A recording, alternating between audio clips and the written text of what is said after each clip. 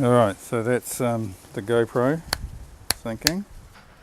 This is the iPhone syncing, and we'll see what comes of this. Yeah.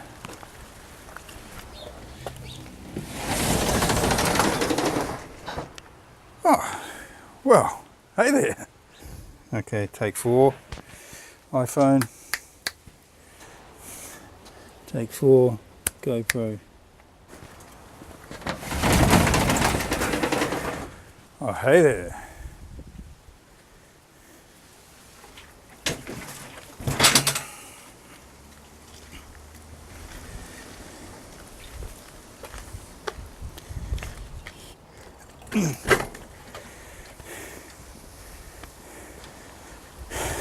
Have you ever experienced buyer's remorse?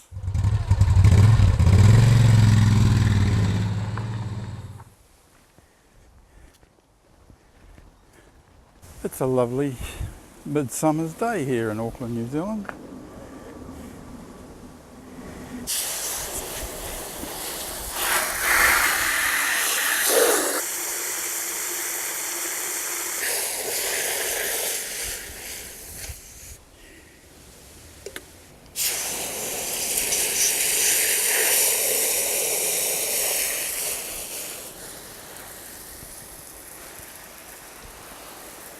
Buyer's remorse is where you buy something and you may research it for a long time, usually involved with a big ticket item. Might be a new phone, might be a piece of furniture, might be a vehicle. And then after you bought it, you think, why did I do that? And when you're thinking about buying whatever it is that you're thinking about buying, you think how good it's going to make you feel, how it's going to do what you want it to do, and you kind of talk yourself into the fact that this is exactly what you need, and it's going to be absolutely the best thing. And so you make the decision, you look around, you go ahead, you make your purchase. But when you finally get it, you think, oh, that's not what I thought would happen. That's not how I expected it to be. You ever had that happen? I have. I had it happen a few years ago with a stereo system I bought.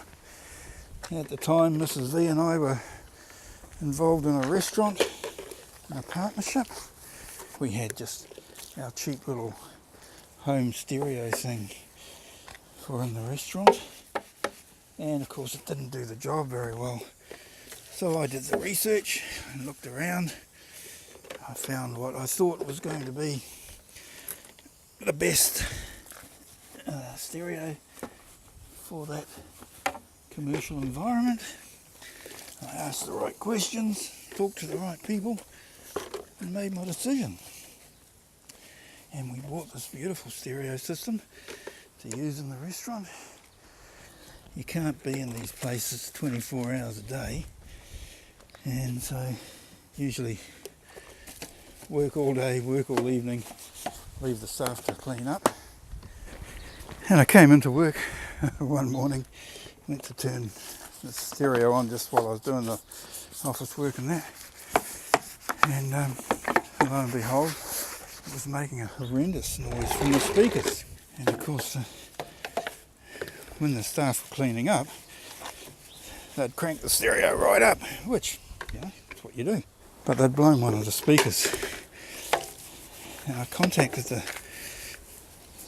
the specialist stereo shop where we bought it from, told him what had happened, and his answer was, oh, you should never have it on full volume.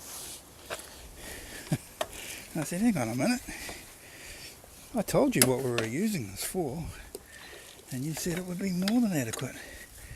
Now you're telling me we shouldn't have it full up, turned up to what it's made for. How can that be?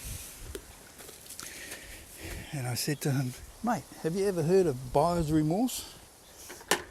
Well, now, that's the only time I've ever suffered from buyer's remorse.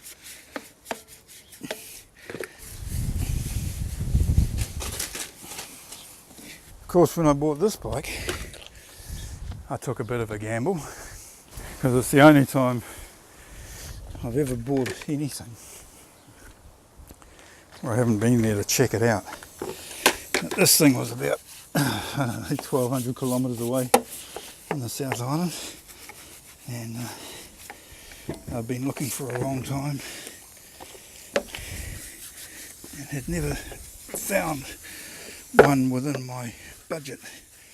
You know, you'd see them for sale and they'd be late model and really, really expensive,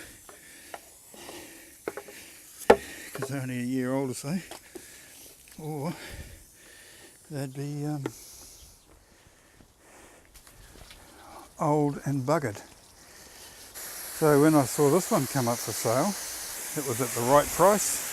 I could see that from the photos anyway, that it was in good condition for its age, reasonably low Ks, miles in the old language, and I fell in love with it, sight unseen. Spoke to the guy who was looking after the sale on behalf of his old cobber, as he said, an 80-year-old that couldn't ride it anymore, and so I bought it sight unseen, which I never do. And of course the question is, are there any regrets? My only regret is that I haven't been able to ride it enough. I'm too busy. Family holidays and work and summer weather. I am getting to know this bike. I've got a ride planned tomorrow, and it's going to be wet, but I'll be going anyway. Another first long ride coming up in a week's time, down to see the grandkids, spend a week with them, and then hopefully, if the weather's fine, we'll take the long way home. Anywho, still got a couple of little jobs to do on it. I put it back in the shed because it's raining. It's raining. It's been raining cats and dogs. A couple of weeks ago we had what they called what did they call that? A superstorm came through when we were away on holiday. We caught the tail end of it. Right now they say that there's a river of rain coming in from the tropics and hitting New Zealand for the next couple of days. Where do they come up with these terms? A superstorm. Usually it's a weather bomb. Buyer's remorse as far as the FJR is concerned? Not a bit of it. Not a bit of it. Loving it.